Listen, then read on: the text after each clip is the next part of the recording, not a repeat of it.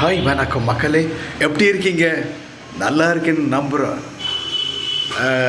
நான் ஒரு விஷயம் தான் சொல்கிறேன். எல்லாருக்கும் ஒரு தேடல் இருக்கும். அதே போல் மக்களோட வாழ்க்கையில் ஒரு தேடல் இருக்குது. இந்த தமிழ்நாட்டில் அடுத்த அரசியல் கட்சி யார் நம்மளை ஆளணுங்கிறத தீர்மானிக்க போகிற அந்த முடிவை மக்கள் இப்போ உங்கள் கையில் வச்சுருக்கீங்க, உங்கள் மனசில் வச்சுருக்கீங்க அப்படிங்கிறது நல்லா தெரியுது. அது யார் அப்படின்னு சொன்னால் பழைய ரெண்டும் இல்லை, புதுசாக. ஆமாம், நம்ம டிவிகே தான். டிவிகே விஜய் அவர்கள்.